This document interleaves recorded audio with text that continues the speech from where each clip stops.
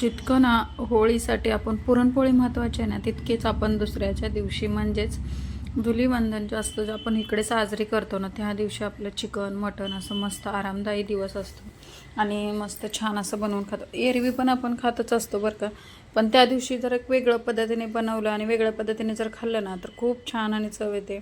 आज आपण तेच आता चिकन कंदुरी बघणार आहोत. आपण नेहमी एक काळा मसाल्यातील चिकन बघितलं असेल किंवा असं वेगळं वेगळं स्टाईलचं आपण बनवून बघितलं असेल, पण आज एक इतकी सोपी आणि भन्नाट रेसिपी आहे ना, झटपट अशी होणारी आहे. कोणताही जास्त तामझाम करायची गरज नाही आहे आणि झटपट होणारी ही चिकनची रेसिपी आहे ना, तुम्ही स्किप न करता बघा आणि चॅनलवर नवीन असाल ना, लाईक शेअर आणि सबस्क्राईब नक्की करा.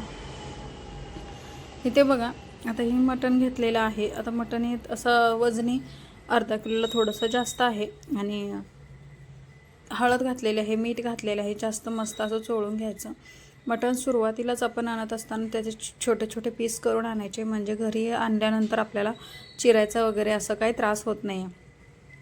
हळद मीठ लावून झाकून ठेवायचं 10 ते 15 मिनटं.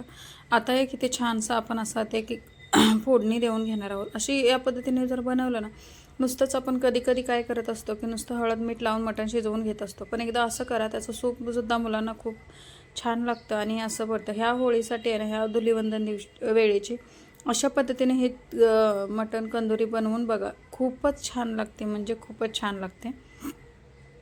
बघा, मस्त असं सगळं टाकून आहे तर मिक्स करून घ्यायचं, व्यवस्थित हलवायचं, जेणेकरून त्याला लगेच ह्याला पाणी वगैरे ओतायचं नाही. मस्त छान अशी वाफ काढून घ्यायची. बघू शकता कलरसुद्धा किती चेंज झालेला आहे आणि व्यवस्थित ठेवायचं. असं बघा, परत 2 ते 3 मिनटं ठेवल्यानंतर छान असं पाणी सुटलेलं आहे बघा. मस्त पाणी मिक्स झालेलं आहे. कुठेही आपल्याला इथे ना जास्तीचा मसाला घालायचं हे करायचं अजिबात गरज नाही आहे. असं दाटसरपणासाठी काय करायचं, तर गरम कडकडीत केलेलं पाणी होतं ते आता शिजेल इतकं ना, इतकं आपल्याला याच्यामध्ये पाणी घालायचं आहे. गरम पाणी वापरायचं, जेणेकरून आहे ना मटणाला छान चव येते. थंड पाणी जर घातलं ना, तर मटणाची चव वेगळी येते. त्यामुळे पाणी घालत असताना कडकडीत पाणी गरम असावं. बघू शकता छान असं आता हे आपल्याला शिजवून घ्यायचं आहे. एका तर साईडला ठेवायचं, झाकून ठेवायचं. दर्शन बघू शकता तुम्ही किती मस्त छान असं हे मटण आपलं शिजायला लागलेलं आहे, उकळायला. आणि हे जे सूप आहे ना, ते आपण कांदा हे कोथिंबीर टाकल्यामुळे ना खूप छान लागतं, खूप म्हणजे खूप छान लागतं. लहान मुलांना वगैरे तुम्ही जर हे पेस्ट भाताबरोबर दिलं ना, तर मुलं खायलासुद्धा शिकतात आणि हे सुद्धा होतात. आता तिकडे आपलं आहे ना शिजतं आहे, तोपर्यंत आपण इकडे मसाला बनवून घेऊया. मसाल्यामध्ये आहेत ना धने घेतलेले आहेत,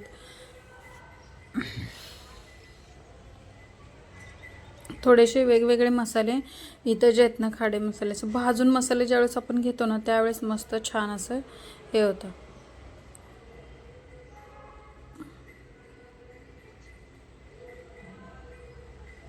आता आपण हे फुटाणे घेतलेले आहेत. तर हे जे आहेत ना, हे जे आपल्या घरी असतील नसतील, हे सुद्धा थोडेसे आपल्याला भाजून घ्यायचे. याच्याऐवजी तुम्ही डाळवं इथे वापरू शकता, नसेल तर इथे तीळ घेतलेले आहेत, तीळसुद्धा छान असे भाजून घ्यायचे आहेत. या सर्व जे जिन्नस आहेत ना, त्याने काय होतं, भाजीला दाटसरपणा येतो आणि चवसुद्धा एक वेगळ्या प्रकारची येते. अशी तुम्ही एकदा या धुलीवंदनसाठी नक्की करून बघा ही रेसिपी. जितकी पुरणपोळी महत्त्वाची ना, तितकीच आहे ना थोडेसे खाडे मसाले आणि धने घेतलेले आहेत. छान होते बघा. असं भाजून घ्यायचं हलक्या हलक्या हाताने, हे लगेच तडतडतं, त्याच्यामुळे आता हे भाजलेलं जे आहे ना, त्याचं वाटण करून घ्यायचं.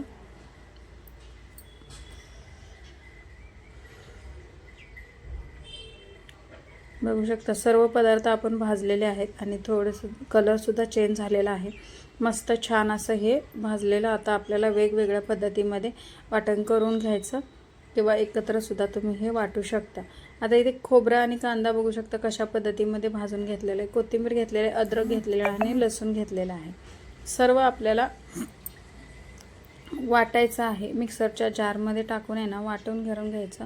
अद्रक आणि लसणाची जी पेस्ट असते ना, ती आपण आहे ना विकतची घेऊन येतो. मग त्या विकतची खूप दिवसाची असते, त्याला चव आहे ना वेगळी अशी येते, त्याची चव लागत नाही. त्यामुळे अद्रक आणि लसणाची जी पेस्ट असते ना, ती घरी बनवा, शक्यतो करून घरी बनवा.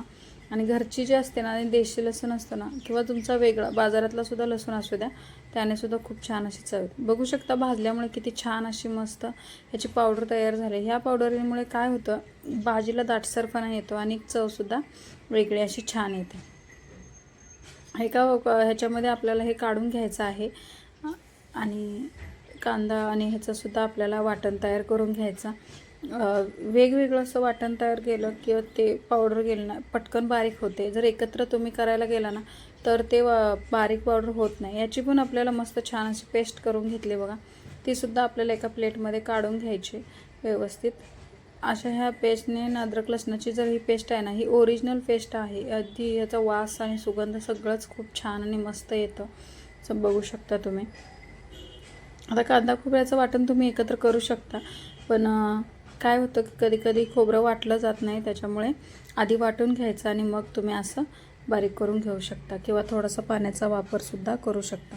विदाऊट पाण्याचासुद्धा हा कांदा बारीक होऊ शकतो, कारण आधी आपण याच्यामध्ये खोबरं बारीक केलेलं आहे. बघू शकता कसं छान अशी ही पेस्ट तयार केलेली आहे. आता आपल्या इकडे ना मटर शिजलेलं आहे ते बघून घेऊया. तेल घेतलेलं आहे. तेल कडकडीत असं गरम झालं. तेलाचा थोडासा जास्त वापर करायचा आणि मस्त छान अशी जी अद्रक लसणाची जी पेस्ट होती ना ती पहिला आपण घालून घ्यायची आहे. छान अशी याच्यामध्ये मिक्स करून घ्यायची. तर तुम्ही रेसिपी पाहत असताना तुम्हाला ही रेसिपी आवडत असेल तर लाईक, शेअर आणि सबस्क्राईब नक्की करा. त्याच्यानंतर आपण गरम मसाला घालायचा.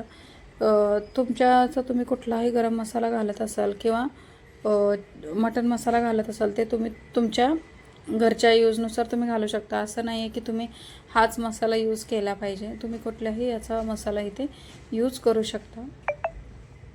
घालायचं आहे असं मस्त मिक्स करून घ्यायचं. लाल तिखट घालायचं तुमच्या आवडीप्रमाणे आणि काश्मीरी लाल मिठ असते. तर आता तुम्हाला तिखट कमी जास्त तुमच्या घरी कसे खाताल ना तसे घालू शकता तुम्ही. पूर्ण भाजायचं थोडंसं हे जर करपलं जातात मसाले त्यासाठी थोडंसं पाणी घ्यायचं, परत सतत हलवत राहायचं. हरे मसाले जितके छान भाजतील ना तितकीच भाजीला चव एक वेगळी येते. आणि आपण तंदुरी बनवतो त्याच्यामुळे व्यवस्थित मसाले भाजले गेले पाहिजेत. आता जे आपण पेस्ट केली होती ना ती पेस्ट घालून घ्यायची. बघू शकता ही पेस्ट आहे ना हलवत राहायची, एकजीव झाले पाहिजे. ते पूर्णपणे असं ते कलर म्हणून ते तेलामध्ये मिक्स झालेलं पाहिजे. बघू शकता तुम्ही.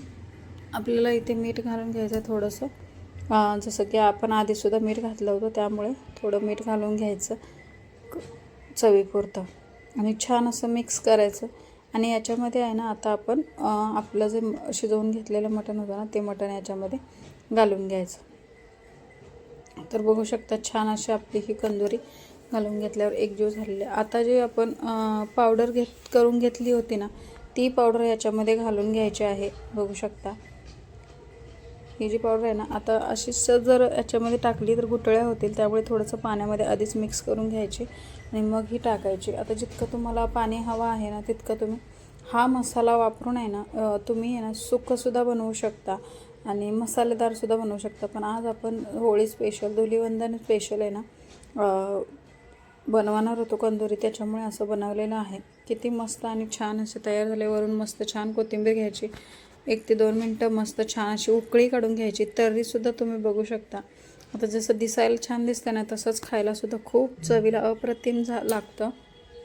आणि ह्या पद्धतीने ह्या होळीला नक्की तुम्ही ही मटण बनवून बघा. मस्त लागतं, खूप छान होतं. ते काय होतं की रेसिपी बनवताना चिकन मटणचं मिस्टेक होते बोलता तर समजून घ्या. तर पूर्ण रेसिपी आहे ना तुम्हाला कशी वाटली तुम्ही कमेंट करून नक्की सांगा. चॅनलवर नवीन असाल तर लाईक, शेअर आणि सबस्क्राईब. तर बघा तुम्ही हे आहे ना भाताबरोबर, चपातीबरोबर, भाकरीबरोबर खाऊ शकता.